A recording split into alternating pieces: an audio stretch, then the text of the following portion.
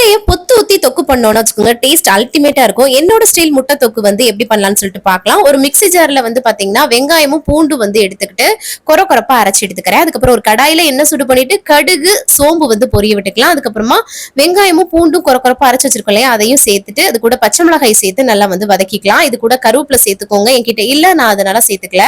அதுக்கப்புறம் அதே மிக்ஸி ஜார்ல தக்காளி, அதுக்கப்புறம் மிளகாய் தூள், மல்லித்தூள், மஞ்சள் தூள் வந்து சேர்த்துக்கிறேன். நீங்க வந்து வீட்டுல அரைச்ச குழம்பு மிளகாய் தூள் கூட சேர்த்துக்கலாம். என்கிட்ட அது வந்து இல்லாதனால நான் இப்படி வந்து சேர்த்திருக்கேன். அது எல்லாமே பேஸ்ட் அரைச்சிட்டு வெங்காயம் எல்லாமே நல்லா வதங்கினதுக்கு அப்புறமா அதையும் சேர்த்து நல்லா வந்து வதக்கி விட்டுக்கலாம். அதுக்கு இடையில முட்டையும் வந்து உரிச்சு எடுத்துட்டு இந்த மாதிரி கிராஸ் போட்டு வச்சுக்கிட்டேன். அதுக்கப்புறம் பாருங்க, நல்லா சுருள வந்து எவ்வளவு வதக்க முடியுமோ வதக்குங்க, டேஸ்ட் ரொம்ப நல்லா இருக்கும். அதுக்கப்புறம் வந்து தேவையான அளவு தண்ணி உப்பெல்லாம் போட்டு கொதிக்க விட்டதுக்கு அப்புறமா முட்டையை வந்து பொத்து ஊத்திட்டு ஒரு 5 நிமிஷம் அதை வந்து வேக வச்சுட்டு அதுக்கப்புறமா நம்ம அவிச்சு வச்ச முட்டையும் போட்டு நல்லா கொதிக்க வச்சு கடைசியா கொத்தமல்லி தலை தூவி இறக்கணும்னா சூப்பரான முட்டை தொக்கு வந்து ரெடி ஆயிடும். செம்ம டேஸ்டியா இருக்கும். யாருக்கெல்லாம் பிடிக்குமோ கமெண்ட் பண்ணுங்க.